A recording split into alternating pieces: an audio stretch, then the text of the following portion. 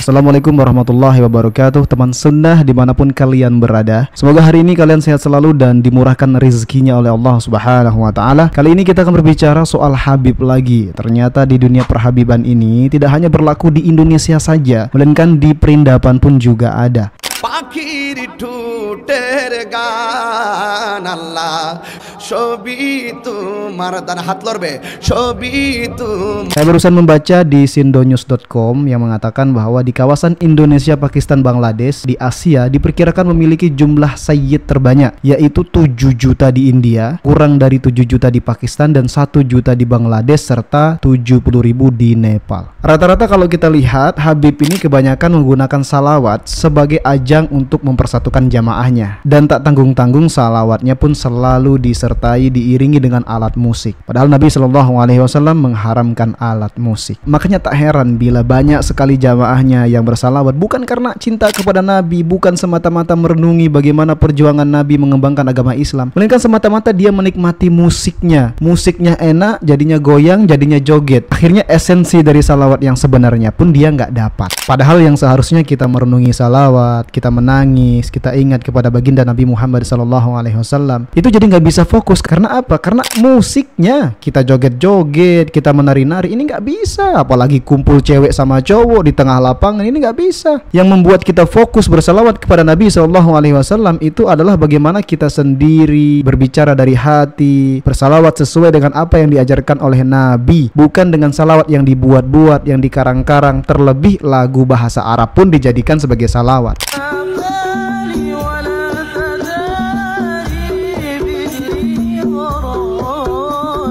Makanya kadang kalau kita lihat fenomena di zaman sekarang ini nggak masuk di logika kita. Dan nanti kalau kita nasihati mereka, kita kasih masukan, nanti dibilangnya apa? Kita sesat, kita Arab lah, kita Wahabi lah. Mereka nggak mau menerima masukan yang baik. Bahkan mereka hanya mengambil hadis-hadis yang sesuai dengan keinginan mereka, kecintaan mereka, sesuai dengan apa yang mereka sukai. Namun hadis-hadis yang jelas, sahih, yang bertentangan dengan apa yang mereka lakukan itu nggak mau diambil. Bahkan disalah tafsirkan oleh mereka. Makanya tak heran banyak sekali dari Habib-Habib ini yang membuat sebuah bangunan di atas kuburan, menghias kuburan mereka, dikasih lampu, dikasih tirai dan lain sebagainya. Tujuannya apa? Agar mengeluh-elukan makam nenek moyang mereka. Padahal Rasulullah Shallallahu Alaihi Wasallam melarang membangun sebuah bangunan di atas kuburan. Sebagaimana dari Jabir, ia berkata, Rasulullah Shallallahu Alaihi Wasallam melarang dari memberi semen pada kubur, duduk di atas kubur, dan memberi bangunan di atas kubur. Hadis riwayat Muslim nomor 970. Imam Nawawi rahimahullah berkata, yang sesuai ajaran Rasul Shallallahu Alaihi Wasallam,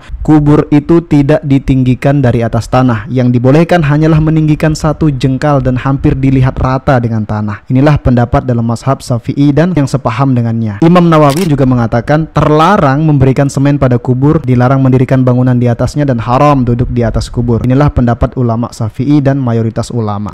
Nabi SAW melarang untuk membangun kuburan, untuk menyemen kuburan, untuk meninggikan kuburan.